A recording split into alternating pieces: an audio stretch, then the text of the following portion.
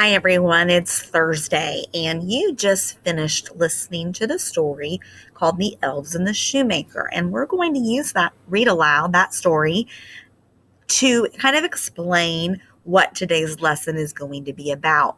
We have talked this week about characters, setting, problem, and solution. And today we're going to focus on what we call the plot. Now, if we just think about the problem and the solution to this story, we know that the problem in this story is that the shoemaker is so poor that he doesn't have enough leather to make any more shoes. He can only make one. The resolution is at the end, the shoemaker is no longer poor because he has been able to sell the shoes that the elves have made to be able to have a long and happy life. So those are the two parts of the story: problem, resolution, what was wrong and how it was solved. However, when we talk about plot, if we only focus on the problem and the resolution, we're leaving out a lot of other important details along the way. And that's what plot means. Plot is including the problem and the resolution, but it also includes other story details that happen. So we're going to take a little bit of time and explain that. I'm going to go back to this slide. Again, backing up, review from Monday. The characters in this story are the shoemaker, the shoemaker's wife, and two elves. The setting takes place in the past, and it's primarily in the shoemaker's workshop. They do kind of go outside a little bit as they're scurrying out of the shop, but basically the story takes place in his workshop. Those are the two big important story elements that we've discussed this week. We just talked about the problem being that the shoemaker is poor, and then the end, the resolution, he's no longer poor. But again, there's a lot more details that we have listened to that make up this story, and that's where the plot comes in.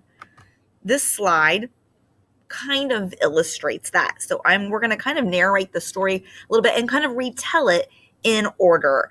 And we're going to start here at the bottom, because as the story continues, as we learn more details, you can see this line that kind of travels up. This is what we call the rising action. When we get to kind of that point where we don't know what's going to happen, we call that the climax of the story. And then as the story unfolds and we understand the resolution, we call that the falling action. And then, of course, the resolution is the end. So as the story builds, it kind of looks like a mountain. So, for example, at the beginning, we know that the shoemaker and his wife are very poor. That's listed here at the bottom.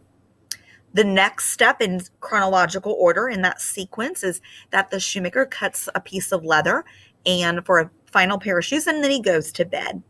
When he wakes up the next morning, he finds the shoes on the workbench. So that action's starting to rise. We're trying to figure out what happened to the leather for the shoemaker to find those new shoes.